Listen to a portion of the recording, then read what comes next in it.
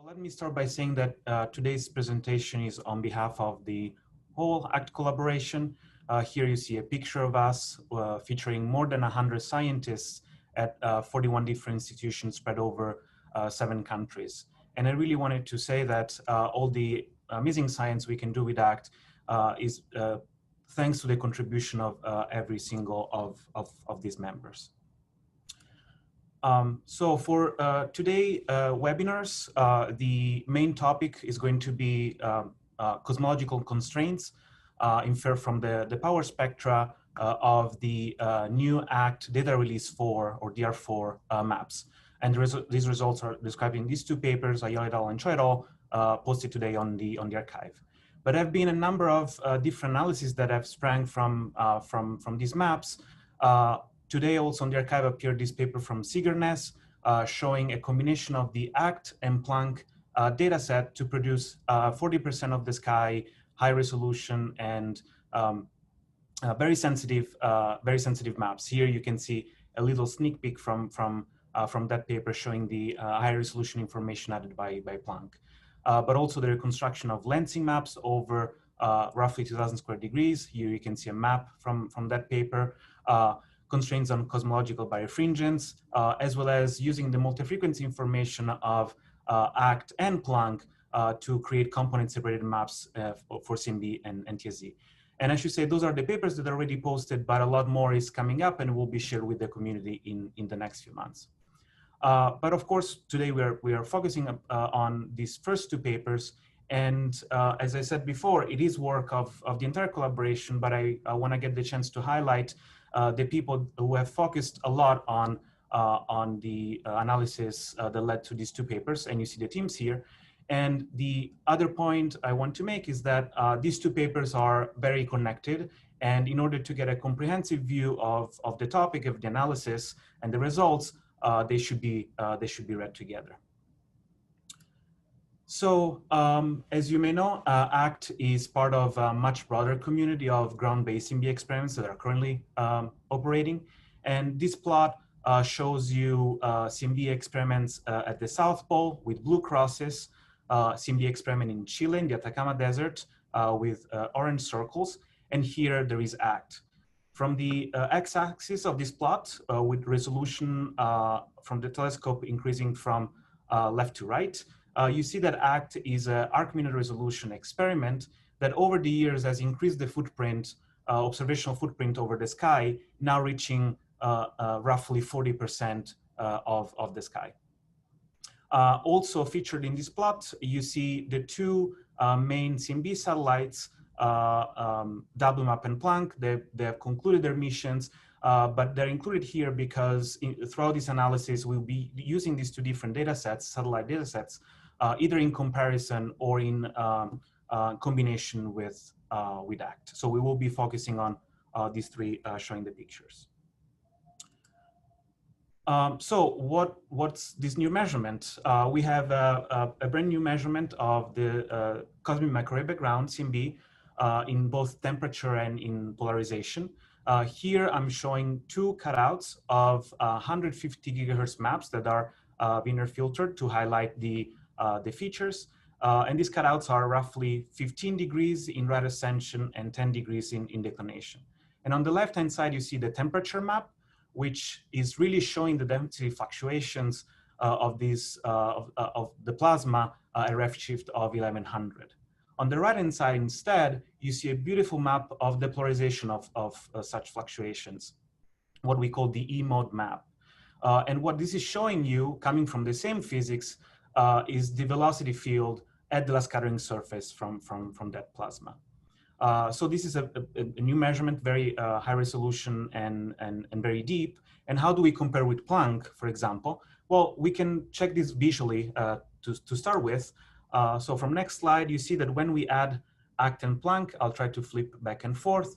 As far as the temperature is concerned, adding Planck, what we really have is that the large scales that a satellite experiments can access, very well measured, that you see here. At intermediate scales, Planck and ACT provide 2 independent measurements of such modes in the sky, and then ACT adds a lot of small-scale feature at IRL. As far as polarization is concerned, you can see that there isn't a big difference. And although Planck has a beautiful measurement of the mode power spectrum at the map level, the noise level is not low enough to be able to see these features on these scales. So very complementary. And so the idea is that having in hand this new and rather powerful data set, we realized that we can put constraints on cosmology and really giving an independent measure of cosmological parameters and compare those to Planck to weigh in on the robustness of Planck's findings as well and compare to those. And we are at the level where this data set is good enough, is strong enough to really put constraints with comparable error bars. One of such constraints, of course, within lambda CDM is the estimate of the Hubble constant H0. And from this analysis, the value that we find is 67.6 plus or minus 1. These numbers comes from combining the ACT temperature and polarization data with the large-scale information that satellites like WMAP can access. So when you combine these two, you find this data point with this error bar, and this is our baseline result. I just wanted to point out that even if we don't include WMAP, that result is very consistent, just with slightly broader error bars.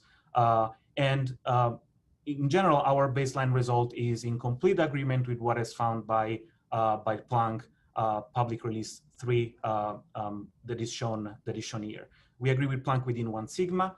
And of course, because of this agreement, we confirm the previous findings on H0 when comparing our values or Planck values to values of H0 inferred from supernova 1A calibrated with different methods. And specifically, we agree within 1 sigma with measurement using the tip of the red giant branch as a calibrator, and we confirm roughly 4 sigma tension when comparing with Cepheids as calibrators. And you can find more of this in the papers as well. One last remark that I want to make is that all these very beautiful maps, as well as intermediate products, sorry about that. Beautiful maps, as well as intermediate products and likelihoods are available on the NASA Lambda website, and they are there for the public to use and explore. And we understand that this data set can be slightly different compared to what the community is used to with Planck. So so we also made available IPython notebooks for the community. And with that, I leave it to Marius Lungu, who will be describing the instrument and the characterization of the instrument.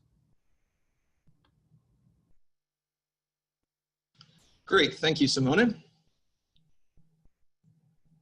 I will be discussing some of our data sets, specifically where our current data set sits in the context of what we have already observed with ACT and some of the future data that we have already collected and are already beginning to analyze. So as you can see over the timeline shown in the slide, we originally started observing with ACT back in 2008 with a non-polarization receiver with 3 arrays at 150, 220, and 280 gigahertz. This data was formed part of our first 2 data releases DR1 and DR2. We then changed our receiver to be polarization sensitive. Starting in 2013, we started observing data with the ACT pol receiver with 1 array at 150 gigahertz, later adding another array at 150, and then a third dichroic array at 98 and 150 gigahertz. These 3 arrays form the set that we are discussing today of our 4th data release. We had a DR3 3rd data release based on data of just PA1 and PA2 back in 2017. So we're extending this now to more arrays and much more sky coverage in our current data set. We also have a wealth of data that we have observed since the ACT pol experiment has transitioned to advanced ACT with 3 new arrays covering 150, 90, and 220 gigahertz. And we're also started just observing with a low frequency array at 30 and 40 gigahertz. All of this data is already in the can, so to speak, and a lot of the infrastructure that we've developed for our current data set is already being applied to this new data set for analysis. So let's briefly review where our data was taken on the sky. Here I show the various fields that we've observed as part of our DR4 data set over the years. These are in galactic coordinates. So in our first season with one array, we've observed 3 deep fields, deep 5, deep 6, and deep 1. These were smaller compared to some of the other ones that we observed in later seasons. Our next season, we observed a slightly bigger field, deep 56. And in our third season with the new dichroic array, we expanded our coverage even further, including deep 56, Boss North, which overlaps with an optical survey, and deep 8 in the southern part of the sky. In season 16, the last season that's part of this data release, we really expanded our coverage to the advanced ACT region, which is now we've continued to observe for a while, including today's observations. And this field is shown right here, observing over 40% of the sky with all these arrays. Next, I will show you some maps depth for our maps that we have released over this data release. Here at the bottom, you can see our 150 gigahertz map depth across the sky with the Planck 353 gigahertz map in the background, showing the galaxy. As you can see, there are various deeper areas in the maps, deep 5, deep 6, deep 1, and deep 56, and deep 8, and then Boss North over here. These fields, like I said, were observed somewhat deeper, and then you can see the sort of shallower regions here, which really cover a large portion of the map.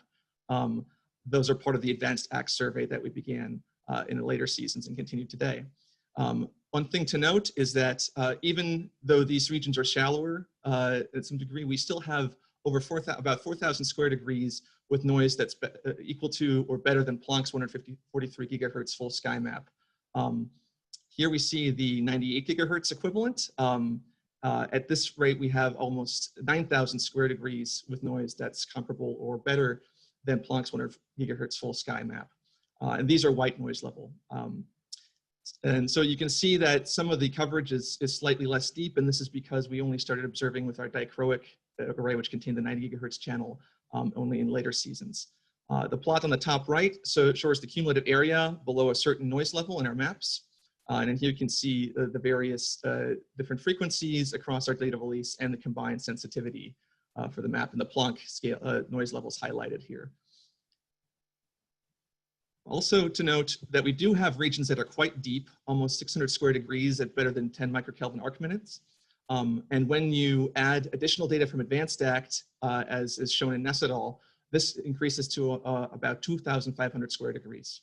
So it's quite an impressive data set that we are continuing to analyze and will move forward at full steam. Next, I wanted to show some maps that we took with this current data release. Does not cover the entire coverage that you saw earlier, but I wanted to highlight specifically here the deep 56 regions, which is quite deep, showing the temperature fluctuations here. The map depth of this field is roughly 11.5 microkelvin arc minute, and you can see the Scholar scale here is plus or minus 250 microkelvin. We have these kind of high resolution measurements of over approximately 40% of the sky, and I only show a cutout here of one of the deeper regions. We also have polarization measurements that are quite good. Here at a map depth of 16.3 microkelvin arc minutes for the same field, you can see here the typical cross and X-shaped features that are typical of E-mode polarization in our map. So these are signal-dominated maps here. The color scale is roughly plus or minus 30 microkelvin. And here, Simone already showed a map earlier, but here's a much broader map showing that we here are signal dominated in E. Over this particular portion, you can clearly see the fluctuations, and we are signal dominated in E over approximately 4,000 square degrees on the sky, so a big survey area. We also show here the B map, which is basically equivalent to noise in the same context. So if you flip back and forth, you can see really how the signal of the E maps kind of stands out.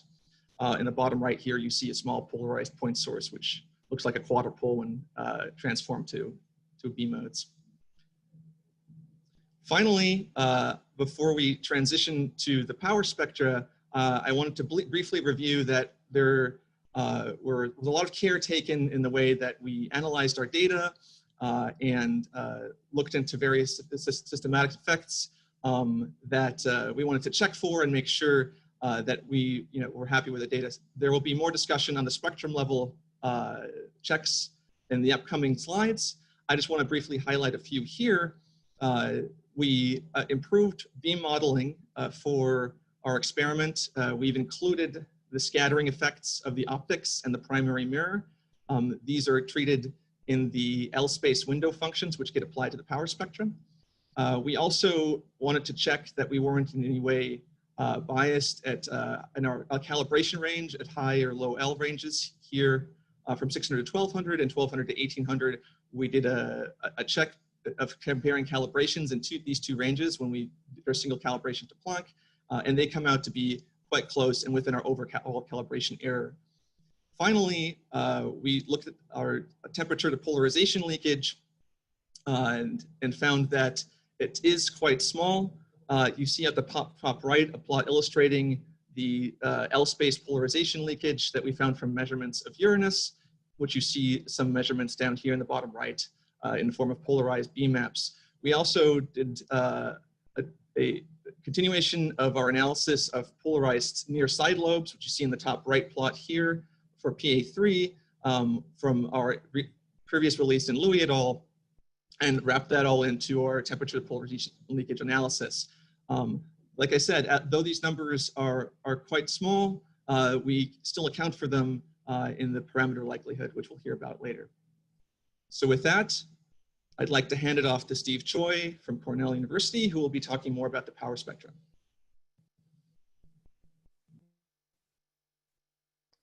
Thank you, Marius. Yes, I'll discuss the power spectrum analysis done on these maps presented by Simone and Marius.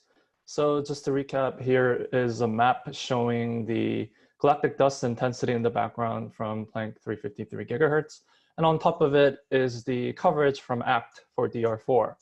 And so this table lists the different fields that we have observed for DR4 over these 4 seasons from 2013 to 2016 with these 3 different detector arrays, PA1 and 2 at 150 gigahertz, and the third PA3 dichroic array at 98 and 150 gigahertz.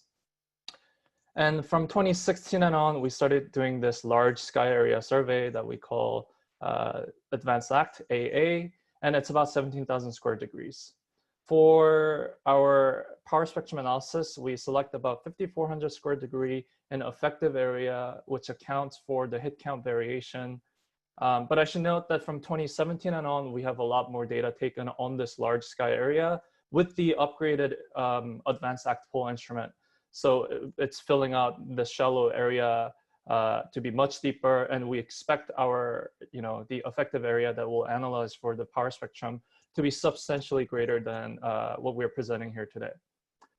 And so with these different regions, we first characterize the noise. So we, as an example, looking at the Deep 5-6 region,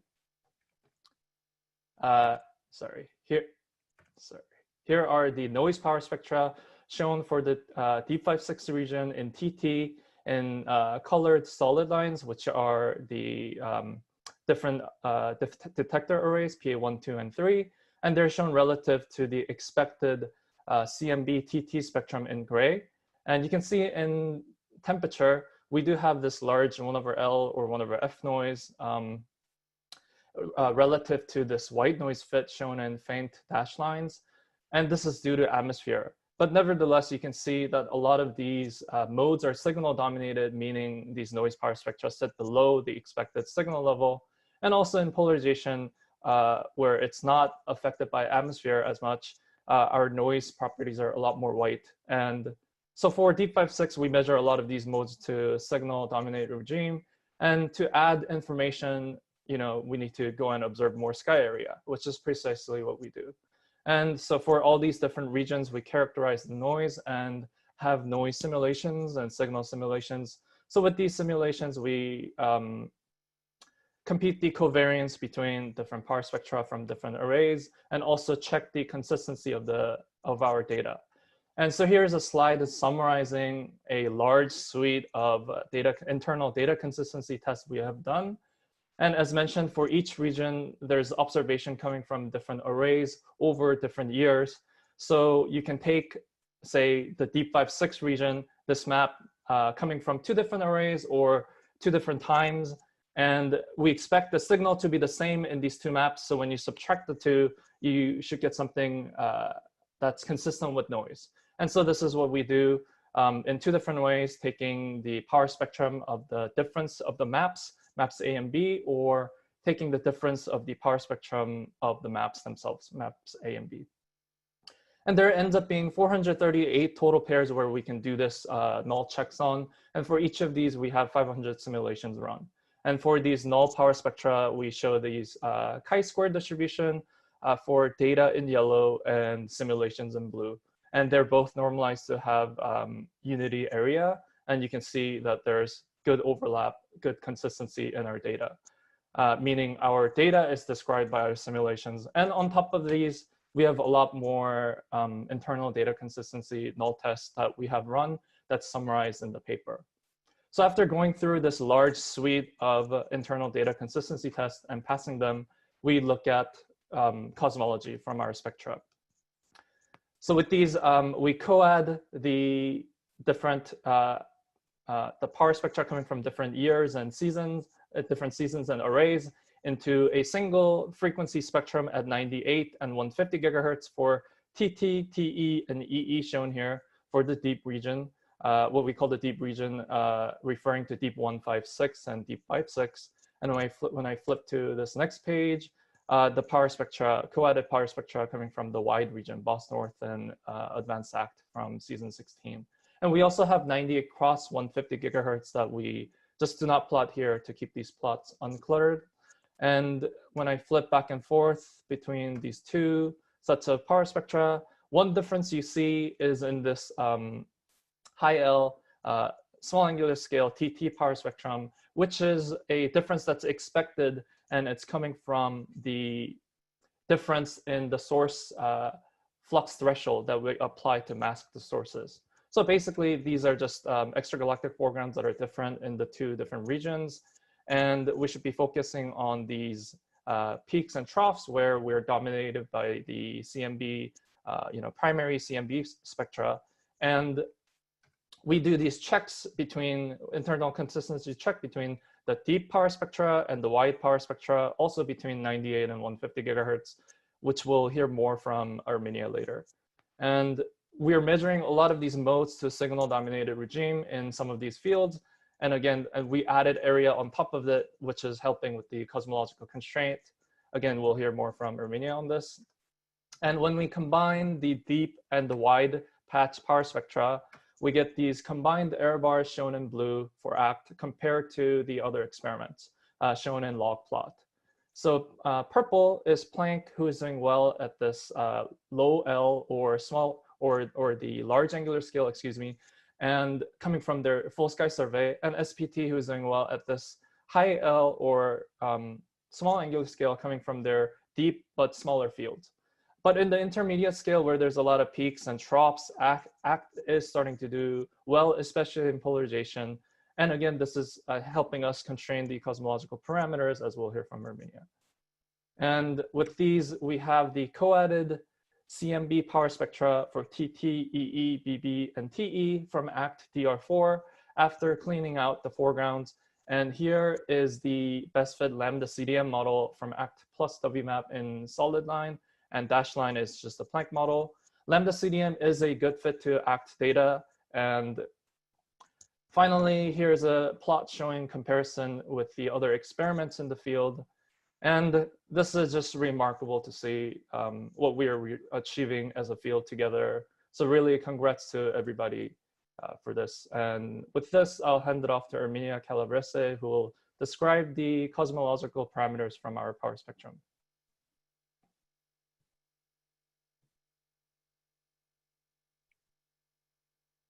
Okay, right, I'll take it from there and head to cosmology now.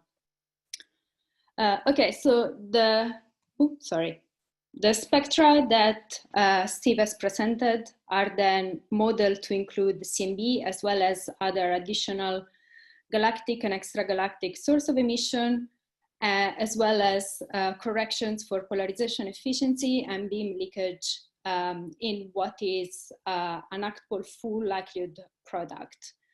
And this likelihood is then used for two main applications. The first one is to derive our act-alone baseline results and compare these with a number of robustness tests that we can run on our data.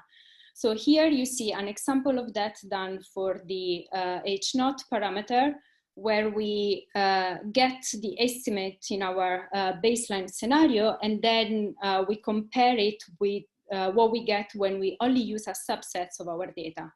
So for example, when we use a different minimum multiple in our analysis, or if we only use one of the CMB probes, or only one frequency, or only one sky region observed by ACT.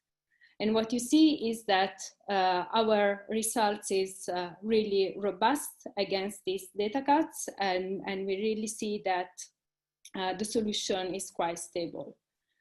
The other application that you can use this full likelihood for is to isolate and extract the CMB-only power that is present in your data.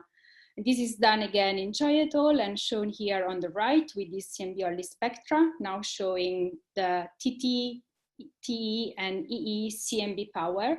And these spectra now already include uncertainty due to foreground emission and other corrections that have been made to the data. These are packaged in a different likelihood product, the actual light likelihood, which is now ready to go for cosmological analysis. So in Ayala et al., we take this spectra and we explore a number of cosmological models. We find that our data are well fit by the basic lambda CDM model.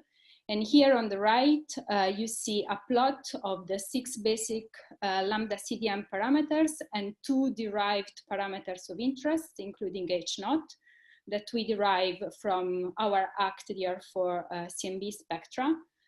And you also see the equivalent that you get when you run lambda CDM constraints by using WMAP alone or Planck alone datasets.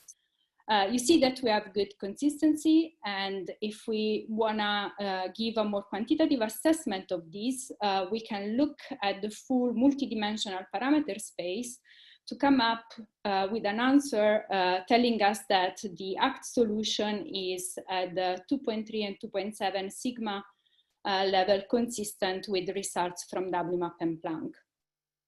The main difference is in this baryon density and scalar spectral index parameter space, which is affected by the fact that ACT is not measuring the very large angular scales. Another consistency test that we can do in lambda CDM is to look at the measurement of the lensing smoothing in the ACT power spectra, which in lambda CDM is expected to give an amplitude for this lensing parameter of 1. And as you can see from this plot, we recover the expectation from lambda CDM with ACT really well. Okay, so now that we have assessed the cosmology from ACT alone, we can go ahead and add some large-scale data to ACT to tighten even further our cosmological results. But we also want to give a cosmology that is independently measured of Planck, and for this reason, we chose to combine ACT with WMAP. So here you now see the same plot as before, but comparing ACT plus WMAP with the Planck alone result, and then the combination of ACT plus Planck. And you can just see that all parameters agree really well between these now 2 independently measured CMB datasets, ACT plus WMAP and Planck. And this is true for all parameters, but I want to highlight again the agreement, the excellent agreement that we find on the Hubble constant. I also want to remind people that this parameter is a derived parameter in lambda CDM, and it really comes from pinning down 2 basic parameters of lambda CDM. One of them is the peak angle, which is measured by the position of the acoustic peaks in the CMB power spectra. And the other one is the cold dark matter density, which is instead measured by the relative heights of peaks in the CMB power spectra. We also explored a number of models beyond lambda CDM. We have considered a number of single parameter extensions to lambda CDM and two groups in particular. So some parameters that are more sensitive to the primary CMB anisotropies, for example, the effective number of neutrino species or helium abundance and the running of the spectral index, or parameters that are affected by the amount of lensing present in the data, for example, neutrino mass and curvature. All the results are summarized in this dense and colorful plot where different colors highlight different models that have been explored and different symbols distinguish between different data combinations. The takeaway message from all these results is that we don't see any strong deviation from lambda CDM, and all these extended parameters are within lambda CDM expectations at 1.5 to 2.2 sigma level. And in particular here, we zoom on the curvature parameter, and we see that with the ACT data, we have no evidence for deviation from flatness. Okay, and to conclude, I just want to go back to what was already said earlier by Marius. This is only a fraction of the data that ACT has collected, and ACT is due to observe until 2021. We already have over 4 times more data than what's been analyzed in this DR4 already in hand and under analysis. For cosmology in particular, we are hitting the regime where polarization is more constraining than temperature. And we are also widening our frequency coverage with a low frequency array observing during 2020. There will be lots more science to come in the next months. In particular, there will be lensing, cluster, and KSZ analysis on this dataset. And I also want to remind again that all data and products are public and available on the NASA Lambda website, together with tutorials and IPython notebooks to learn how to use our data encodes. And there will be more seminars over the summer on other scientific results. And this is the end of the presentation, and now I will hand it over to Mark, who will be coordinating the questions. Okay, thanks, Armenia, and thanks to everybody, all of our speakers. And we've got quite a few questions. I want to say 2 things. I'll remind you again from what Suzanne said is that the video of this webinar will be posted on the, at least a link to it will be posted on the ACT website. So if you want to review what's been said, please refer to that. If I don't get to your questions, then I'm sure that you can send an individual question to one of our presenters after the webinar. Okay, with that, let's get started. The first question we're going to look at is to Armenia from Mark Kamiankowski. Can you describe how much cosmic covariance there is between your results and the Planck results due to the fact that you're looking at the same sky or overlapping? To make it a bit more quantitative, you both have similar error bars to H0, but what is the covariance between your H0 and theirs? That's correct. So yes, we look at the same sky. What we have presented here is an independently measured H0 value rather than a completely independent new estimate. So yeah, that's correct. Those 2 measurements are correlated. But we also have a stronger correlation in the low to intermediate temperature spectra and less correlation at high multiples and in polarization. So I don't have an overall number to quantify that, but they are not 100% correlated. Okay. And again, from Mark, do your new results have anything to say about the Planck AL anomaly? Yes, so that's something that I've shown in my slides. So James, if you can go back to my previous slides. Next one and next one, sorry. Next one, this one. Yes, so slide 40, please. So yes, we provide a new estimate of a lens. We don't see any departures from the expectation from lambda CDM, but we're also consistent with the distribution from Planck. So our interpretation of this is that we don't see any deviation, and this could, the Planck estimate could well be a statistical fluctuation in this scenario. Great. Okay, Marius. The Planck noise depth, oh, this is from Reijo Keskitalo. Sorry if I didn't pronounce that correctly. The Planck noise depth is not uniform. When comparing the noise levels, would it work to arrange the Planck maps by noise depth and compare the equal sky fractions with the least noise? Another apples to apples comparison would be to use the same sky area for both. Yes, that is a good point. We can certainly make a plot like this. And what I can say also is that a lot of the area that we cover in this data release is in some of the more sensitive regions for Planck. So yes, we can definitely do that. Okay. Thanks. Okay, this question is for Simone, and James, could you flip to slide 9? Can you help motivate why the ACT DR4 plus WMAP value for H0 does not lie between the individual constraints from the ACT DR4 and the WMAP? Basically, the error bars are, the mean values don't add up. Yeah, sure. I should point out that when we look at a single parameter, this is sort of a very skewed view of that. As Erminia pointed out, this is very much a six-dimensional parameter space. So what really matters is how the different data sets in this high-dimensional parameter combine together and cut several degeneracies. And so when we marginalize over all the other parameters to extract H0, this is actually this result is just fine. There is not necessarily expectation to lie in between the two measurement because of these correlations between parameters and this higher dimensional space. Great.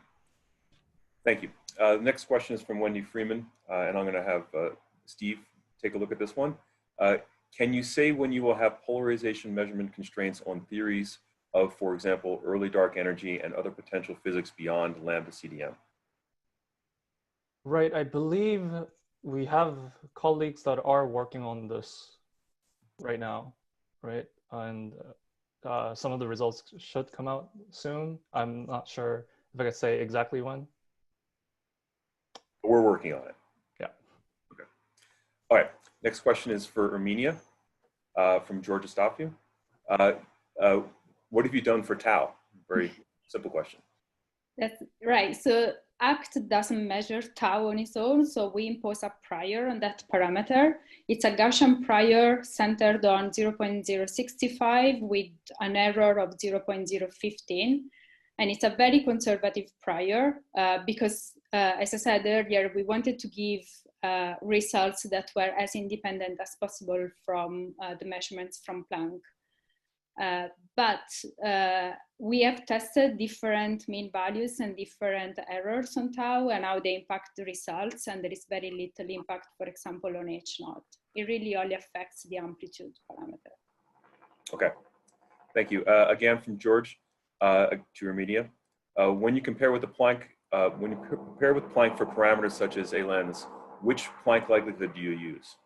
So we use the final Plick likelihood of the Planck 2018 legacy release, but we use the same tau prior that we used for ACT to give consistency across runs. So that's Plick in temperature and polarization plus a tau prior and the low L data from Commander. Great. Okay, again for Erminia from Ira Wolfson. In H0 separate component analysis, why is the EE alone above so high? I guess this is referring to the consistency tests we've done. One thing I didn't mention when I went over that plot is that there is also the expected shift in parameters that you have by the fact that you are only considering a subset of the data. So the jumps in parameters that we see seems really consistent with what you expect. And EE is our less constraining channel at the moment, so it goes higher with a much larger error bar and within expectation from cutting data. Great. I'm going to send the next question to Simone. Can you briefly comment that using the why, when using the active data alone, you find NS greater than 1? You're muted, Simone. Sorry, thank you. Yeah, sure. So as Erminia said, we don't measure the large scale information, and that's information that we get from WMAP. And again, we are in this 6-dimensional parameter space. And when you look at data only from high L, the degeneracies between NS and omega B, as she showed, are different. This is basically coming from the fact that we cannot measure this low L information by ourselves, but then when you combine back with WMAP, we get a consistent result. And I should say, I don't know, Irene, if you want to add anything. Yeah, just to say that ACT in a the ACT results lie on a degeneracy line, which is affected by both having lacking data on large scales and also our TE solution compared to what WMAP and Planck want is slightly lower, and that's why ACT lies in that specific region for NS. Great, thanks guys. Okay, next question is for Steve. Can you describe the blinding analysis that was used for ACT? Yeah, for this, maybe we should go to the backup slides, James. By the way, when I'm mentioning names, this means we've gotten multiple questions about the same topic. Yeah, the next one, please. Yeah, so, right, so we sat down together before we started this whole analysis and decided on these many things that we'll test before we look at the cosmological parameters. We have looked at the power spectra, but we have never plotted any theory curves on top of it. And I mean, none of us could measure cosmological parameters just by looking at the band powers themselves. So we were looking at the power spectrum, and we had compared to the previous data power spectra, but until we have passed all these parameter or all these power spectrum data consistency tests that I've described and other null tests, we have not looked at the parameters. And further, we have not looked at the parameters until we have also looked at the null between the parameters coming from, say, the 2 different frequencies or 2 different areas. And then, yeah, so after all these checks, we unblinded. So we're, yeah, that was the blind analysis. Okay, so the next, thank you. The next question, I'm going to have Simone answer. There are other cosmological distance ladder measurements, Mazur's, Tully-Fisher's, and so on. What is the tension between ACT and the mean of the various recent distance ladder measurements? Yeah, that's from Adam Rees, by the way. Yeah, I don't have a number to provide.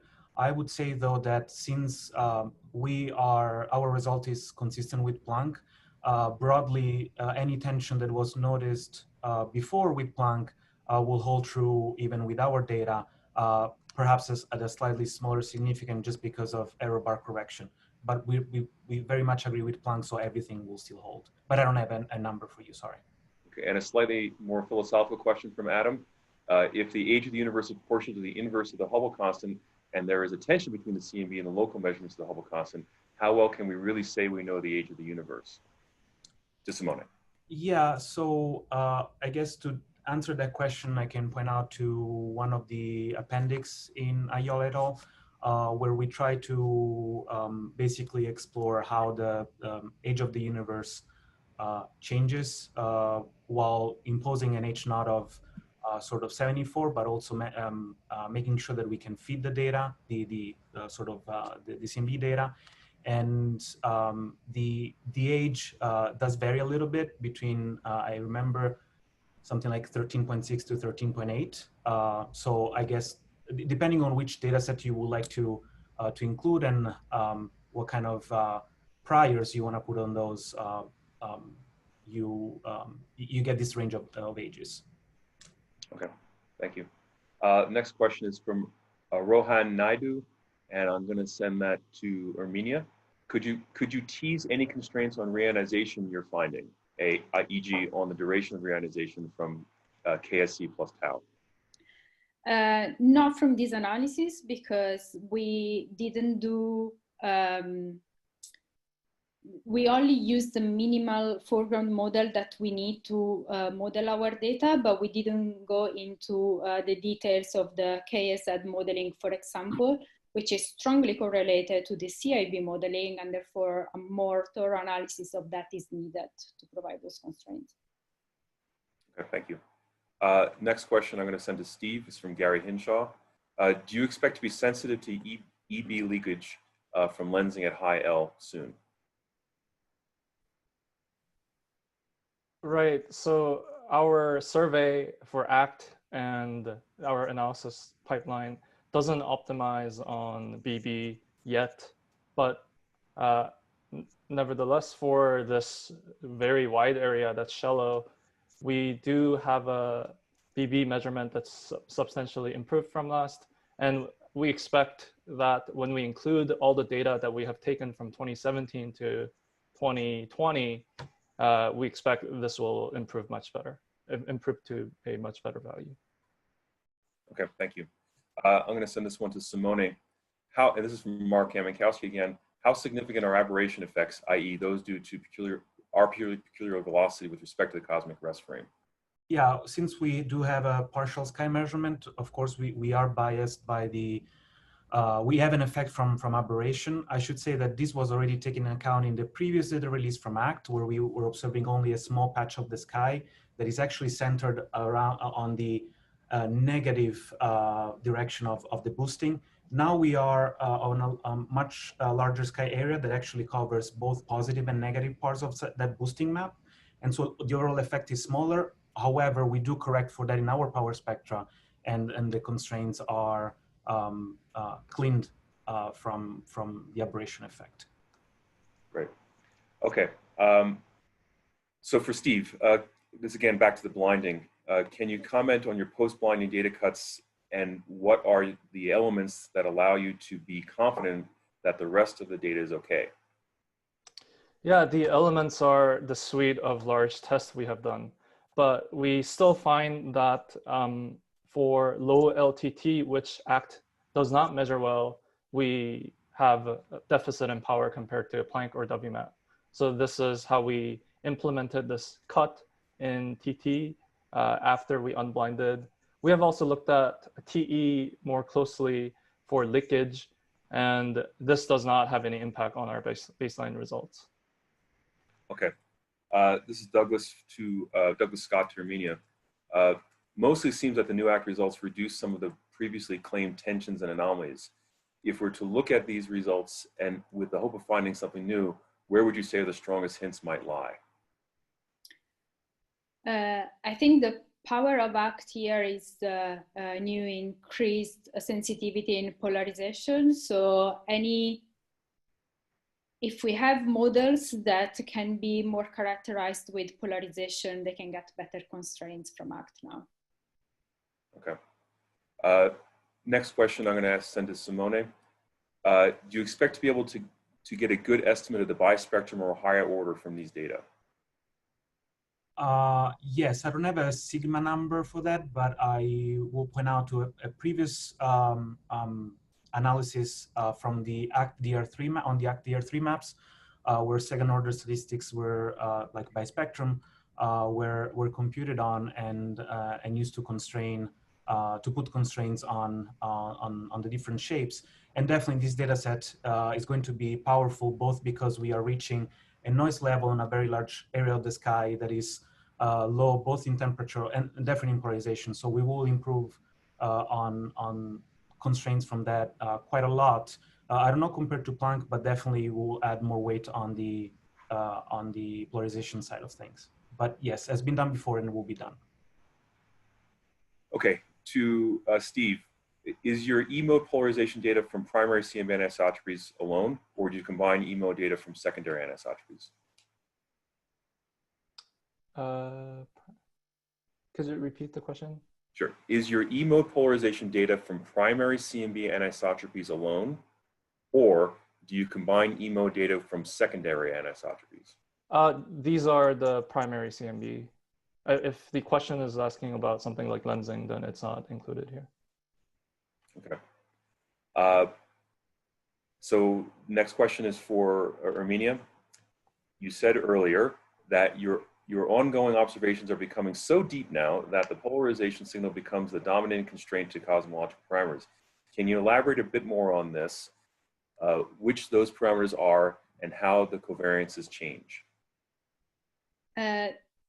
Yes, so we are hitting a regime where constraints for polarization become comparable and eventually more constraining than temperature. We already have examples for some parameters in our current release, and we have a nice appendix in the Aiola paper where we show, for example, that our dominant constraining power from H0 is already coming from TE, for example. So yeah, in the future, this is only due to increase. Next question is again for Steve. Have we done direct band power comparisons with Planck on the same regions and frequency bins smooth to those to fixed noise level? Yes, so we have done a direct comparison of Planck in our regions. At the power spectrum level, we take cross-act power spectra and act cross Planck and look at consistency on those.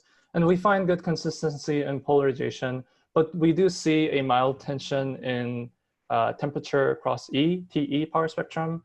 And both Planck and ACT have temperature to polarization leakage. And we have studied our leakage model exhaustively, but we do not have yet Planck's leakage model in these regions. So we couldn't do a complete apples to apple analysis yet. And we hope to do this in the near future. Okay, again, a slightly more philosophical question, which I'm going to send to Simone. Why so much emphasis on H0? H0 is derived parameter within lambda CM. It does not make much justice to the data. I think I would think that NS, WB, RS are closer to what the data really tell. Sure, I would say that in the paper, we definitely present a comprehensive view of lambda CDM. And I agree that H0 is a derived parameter, and we can, transfer that to a beautiful measurement, as Armenia said, of the theta parameter and the omega B parameters as well.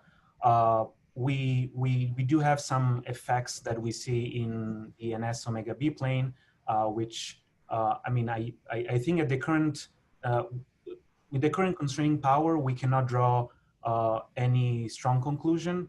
In the near future, with more ACT data, if those are real problems, they will show up a higher significance. And so I think we'll continue to address this more. But I think in this specific couple of years, H0 was one of the very much discussed parameters, and we hope that right now, having ACT and Planck agree at a degree that it's so good, also comparing the error bars, strengthen the fact that lambda CDM and specifically H0 are well measured from the CMB. Great. Okay, for Steve, is there anything new regarding constraints on the early universe? In particular, any improvement in the tensor to scalar ratio R from B modes or primordial non-Gaussianities? Yeah, as I said earlier, we have not optimized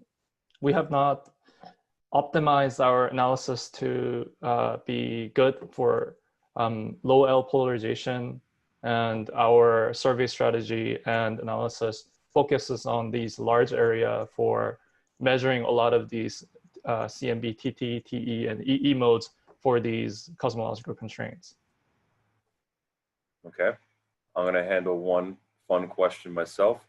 on the title slide, what are you cooking in the ground screen that creates the purple and blue steam? I think that one answers itself, but that is a nice picture that my student, John Ward, took a couple of years ago of the galactic plane. I am running out of questions here, so if people have more, you should mount them up, put them up now. Oh, here we go. Some of this is a comment from somebody, but I'm going to send it to Simone.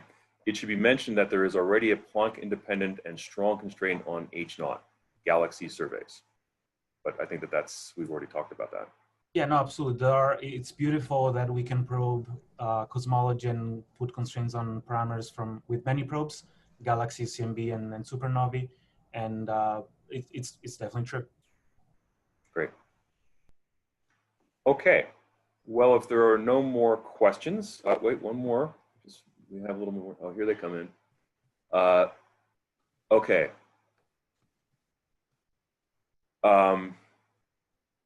Okay. Oh, this will go to Armenia. Can you talk about the availability of foreground polarization maps?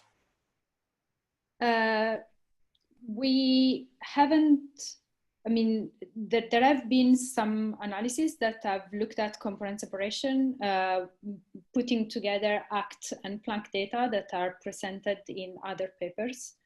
So not linked to this specific, these specific products from these papers presented here. Okay. And Armenia also, this is now specifically to the parameters. Omega K seems to differ a bit. Is this just noise? Seems to differ a bit. I guess that's between ACT and Planck. I don't know if the question is exactly that one. If so, they are completely consistent within the error bars and within the two distributions.